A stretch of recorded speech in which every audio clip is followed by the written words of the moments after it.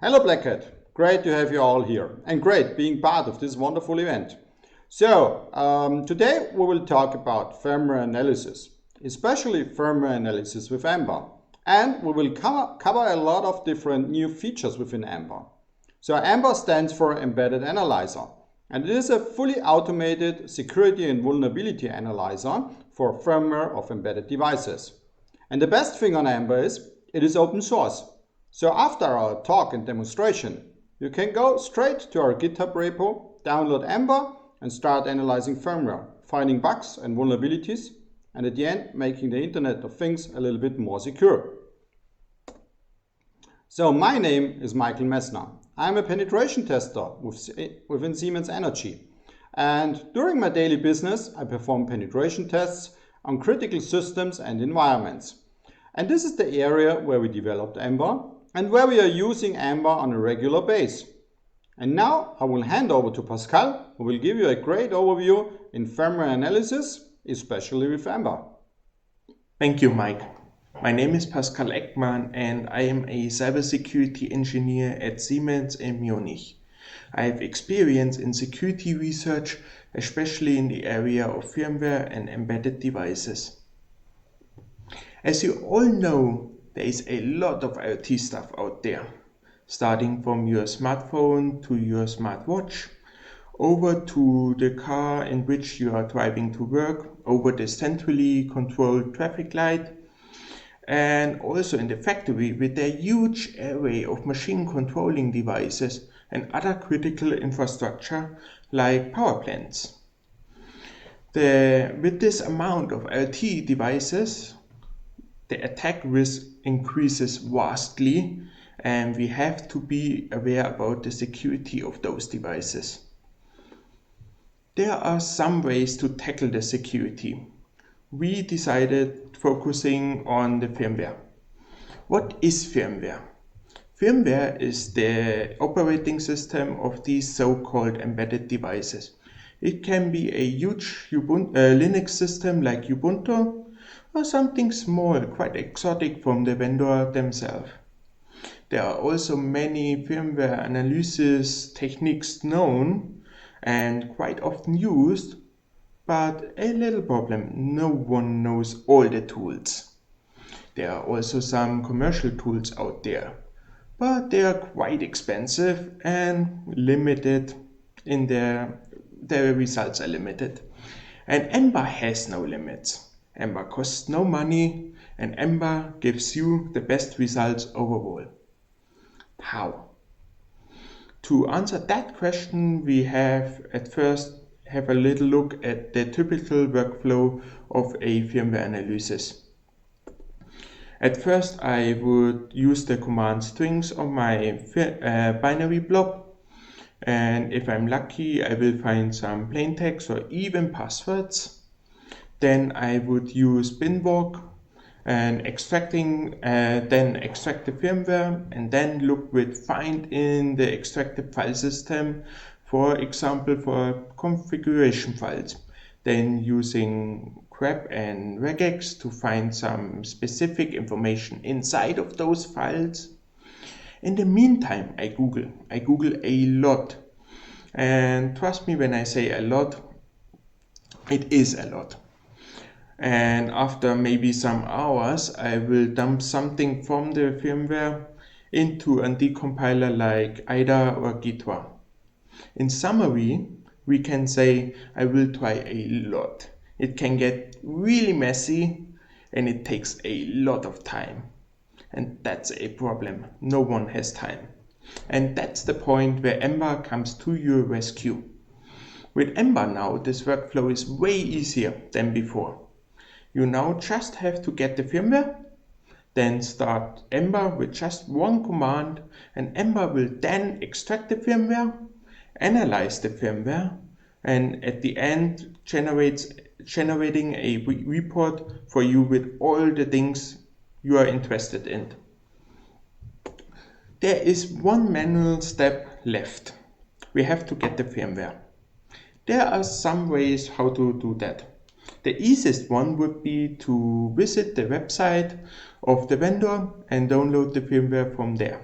That's often the case if the firmware is not being updated over the air. If you are lucky, you maybe even have shell access to your device already and then can copy the file system via a known protocol to your storage device. Another way would be to exploit an already known vulnerability, like a command injection on the web interface of your router. If these methods didn't work for you, then you can concentrate on the hardware itself. You could try to access the device over a hardware debugging interface like JTAG or SWD. Another way would be to sniff the communication between flash and memory. For a device to be able to boot up, it needs the content from the flash into the memory, the firmware. And that's the point where you can get the data. And at least I would try to desolder the flash memory from the PCB and extract the content from it. We now assume we have been lucky and have a firmware at our hands. Then we would start Ember with just one command, and then Ember would extract the firmware. The easiest way overall to extract a firmware would be to use binwalk.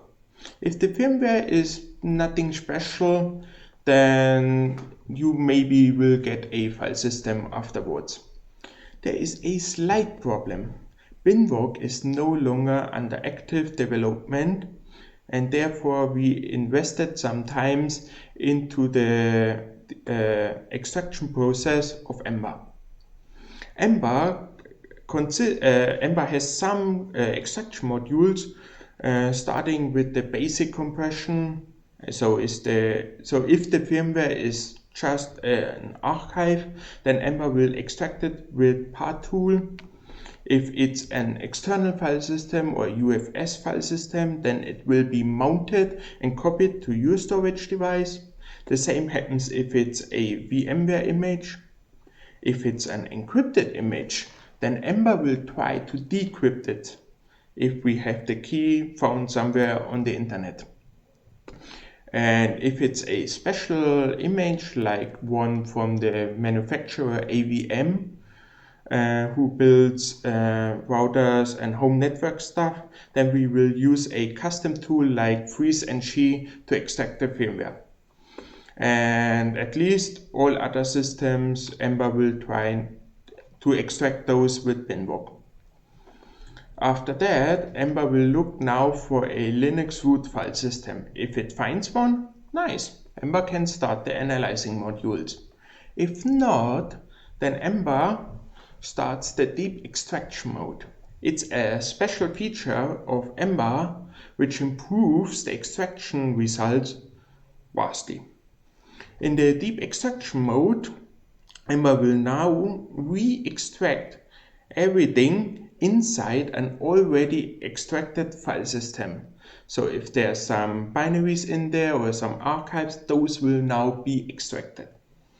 Afterwards, Ember will recheck for a root file system, and even if there is no Linux root file system, Ember will now start the analyzing modules because it's quite capable of finding interesting stuff even in non-Linux based firmware.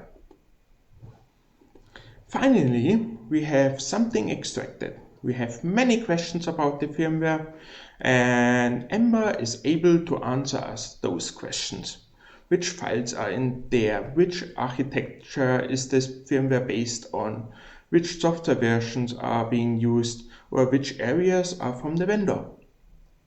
And all those questions Ember can now answer us. And how does Ember do that? We don't want to reinvent the wheel. There are many open source tools out there from you guys, from our community, and all those tools combined enable Ember to present the best results. And now we just have to run the installer of Ember, and then it will install all those tools, and you can then use Ember and have the complete firmware analysis environment at your hand. And now I hand over the floor to Mike, who will now tell you more about system mode emulation, a new feature of EMBA. Thank you, Pascal, for a great overview of firmware analysis. Now we need to talk about one more thing. The latest and greatest version of EMBA, version 1.10, was released a few days ago in Las Vegas. So we called it the Las Vegas edition. And we included a brand new feature. We implemented a full system emulation environment within EMBA. So with this new environment, we are now able to use completely new checks during firmware analysis. So more or less, we can test a live system during firmware analysis. And at the end, this means that we are moving away from static only analysis to a more hybrid approach, also with live testing of the system. And all of this completely automatically. But what is this emulation thing at all? So according to Wikipedia, the definition is something like, in computing, an emulator is hardware or software. In our case, it is software. It is more or less the emulator, QEMU, within EMBA. And that enables one computer system called the host. The host is our EMBA system, the system you're sitting in front of, to behave like another system. This is called the guest. And this is our firmware. An emulator typically enables the host system to run software or use peripheral devices designed for the guest system. So at the end, we are trying to run processes, programs, or the complete firmware in our emulated environment. To do this, there are two different modes of emulation. First of all, there's the user mode emulation, which means that QEMU, our emulator, can launch a Linux process or a Linux program compiled for one CPU architecture on our host system, which is for a completely different CPU architecture. EMBA is using this possibility for quite a while now. We have introduced it more than a year ago and using it for our hybrid version detection mechanisms. So it's more or less the generation of a software bill of material. And with our hybrid approach, we're using static and dynamic analysis mechanisms. We are able to create as complete as possible software bill of material. And based on this software bill of material, we are then able to identify the known vulnerabilities via a CVE database. And we always call it something like a vulnerability bill of material. And with this vulnerability bill of material, we are then able to query further databases like exploitation databases, the exploit.db, Metasploit, Root-exploit, Linux exploit suggester, and so on. And at the end, we get the exploit bill of material. This means we can identify the real-world risk of a firmware with this. But now we want to talk about system mode emulation. System mode emulation means that QEMU runs the whole operating system. It emulates the CPU, the peripherals, and lots of other stuff. So it runs the whole firmware. But we are faced with different challenges during this. So we are typically running on a different architecture. Most of the embedded devices are running on a different architecture than our host systems. The original kernel won't boot within a QEMU environment because it doesn't support the peripherals. And the file system is currently extracted. So we need to repack it in a way that our emulator can work with it. And yeah, for sure, lots of peripherals are not available in our emulated environment. So probably they will cause some issues, probably not. We will see. And we will be faced with different other issues during our emulation process. But nevertheless, a few years ago in 2016, a great project called Firmware has started with automated emulation of firmware on a broad base. And they were the first they have shown that it is possible to emulate a lot of firmwares completely automated. And the successor, Firmware E, has improved these results with a few arbitration techniques. A few years ago, I think it was 2020.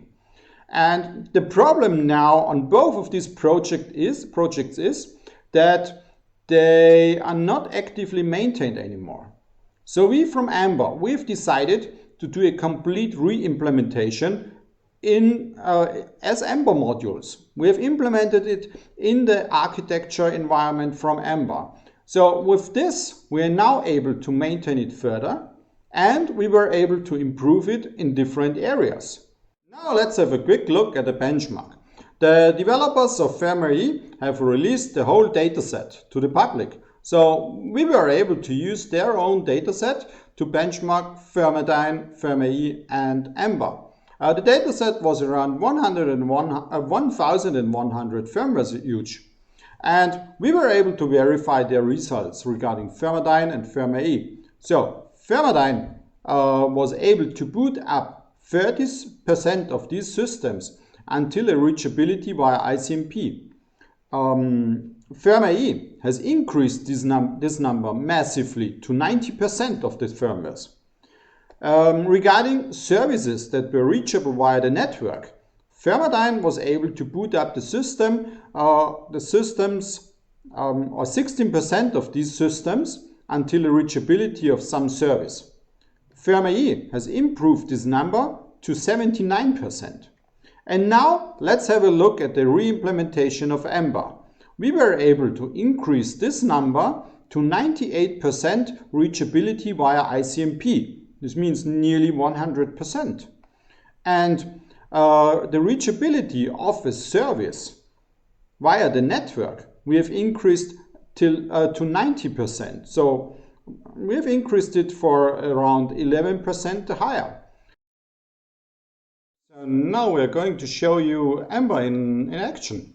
But before you're starting using EMBA, you need to download the repository from GitHub, and you need to install some basic stuff of EMBA.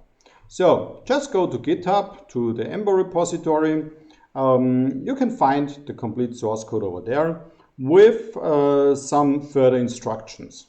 If you just want to take a look at EMBA, or you will find a short video over there. There are some links to the wiki and some details regarding the installation. Quite important are the prerequisites. So check it out so that your system, your virtual machine or something else will fulfill it. So currently we need so EMBA needs a lot of disk space, CPU power and RAM. So start up with 8 GB and not below. You need at least 4 CPU cores and 30 GB of disk space. Otherwise, such a firmware scan would run a very long time, and some tools won't work as expected with less RAM. And currently, our main development environment is a Kali Linux. We're currently also working on supporting Ubuntu, and I think in August for the Black Hat, Ubuntu will be also supported by EMBA. So, first things first, we need to download the EMBA repository. So, just do a git clone. Let's go there on the command line interface. We're doing a git clone over there.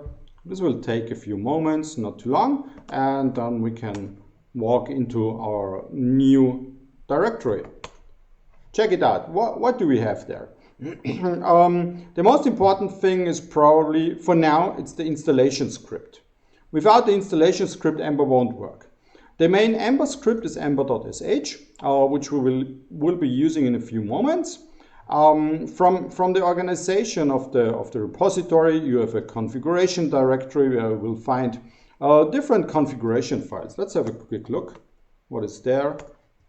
So, for example, you can find some config files that EMBA is looking for, some boot files, certificates, interesting binaries, and so on and so on. look. In the modules folder, you will find all of the different modules. They are categorized. For example, it typically starts with P. P are the pre-checker modules. Then we have the scan modules, the S modules, and the F modules for the finalizers. And so what else is interesting? Probably let's go further to the installation. So we need administrative rights, and then we can say installer.sh and let it run. And you get a short and brief help. And typically you would like to start with the -D, which is the default installation. This means the default installation installs or downloads the Docker container and installs only CVE search on your host. So this is probably the quickest way to get Ember up and running. So let's start this. And now Ember will update the repository information and then download the Docker container and set up CVE search. We will stop this now because it will take too long. And so I will move on to another tab where I've already installed Ember. And we can directly go check out the Ember startup script. And here you can see a lot of different options that you can set, where you can tweak your firmware analysis procedure a lot.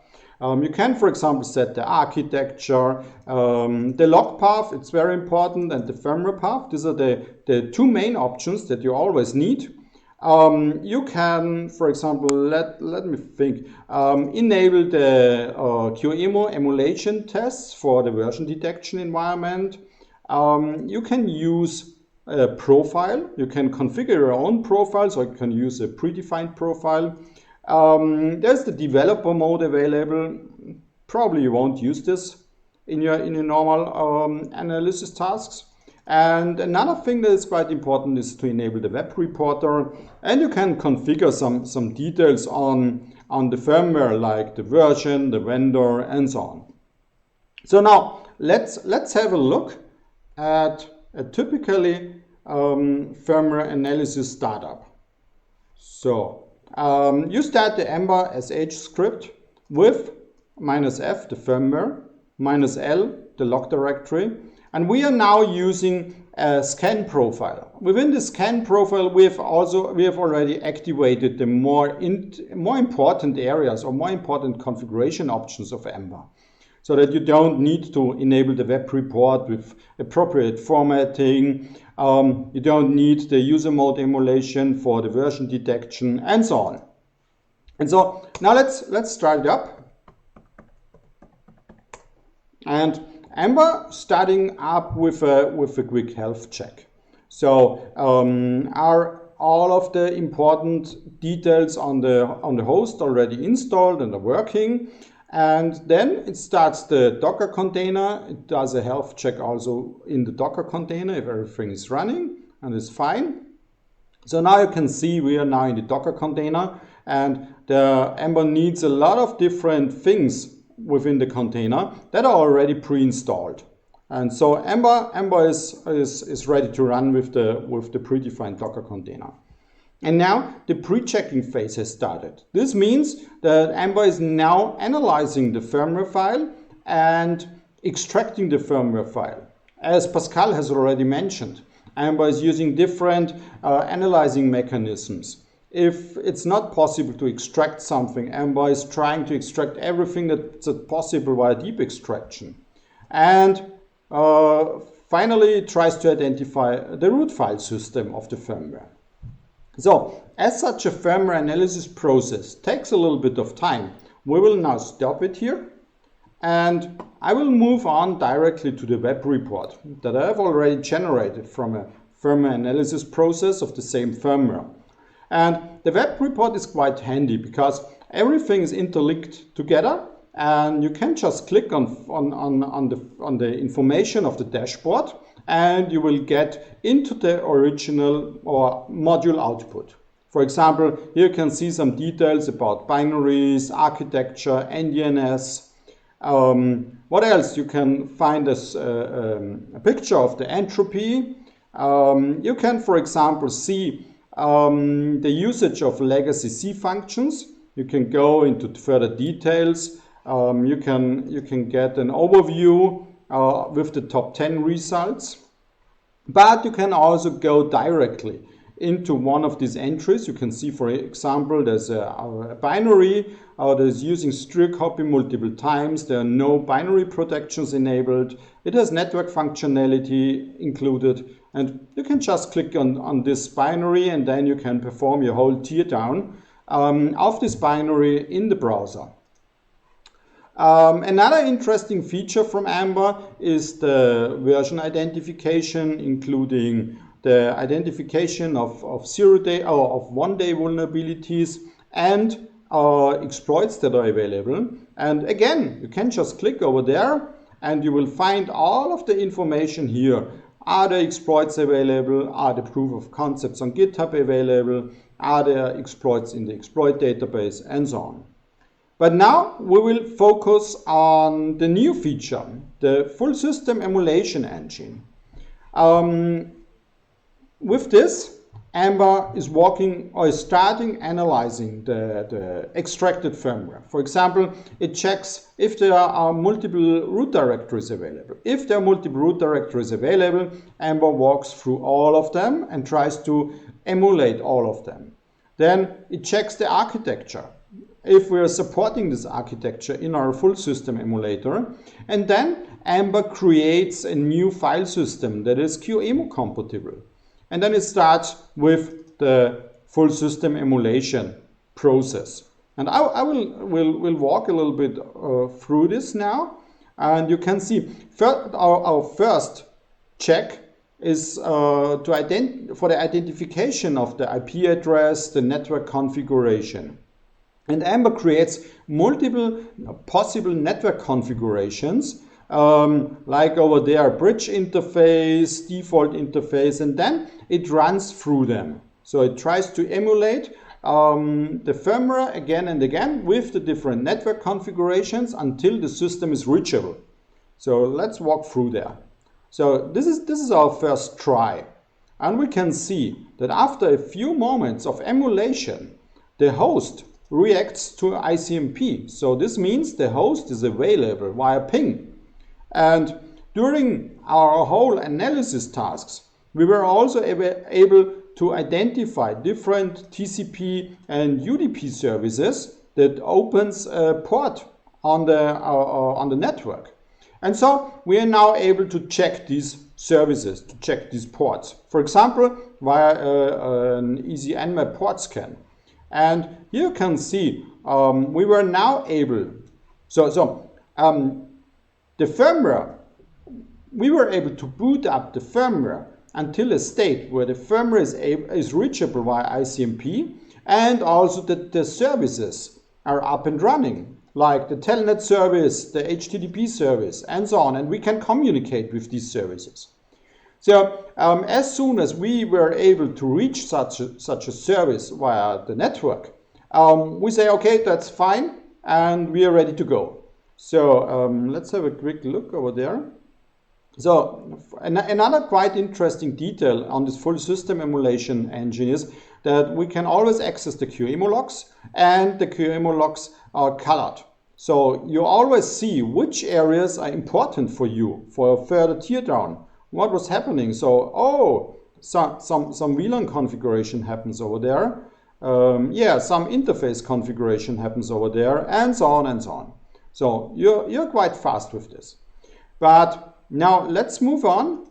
What else was done now with this result? So for example, we are trying to extract version details from the Nmap port scan.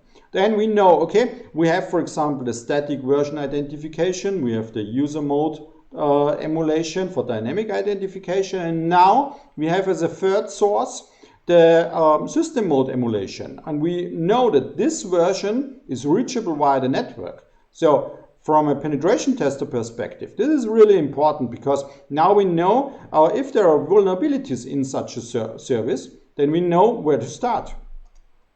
And we're performing different further checks. For example, for the web application, we are creating a screenshot of the web server that this was reacting to us. We are doing some NICTO web server analysis on the web server. And another thing that is quite interesting, we are crawling through the whole, or we're using all of the files that we were able to identify in the firmware and try to reach them via the web server. And for example, we can take a look. It is colored, and we can directly see, okay, there are multiple PHP files that we get a response. So probably we can start with analyzing over there. And further checks are performed. And finally, we are more or less done there. We can walk through our report.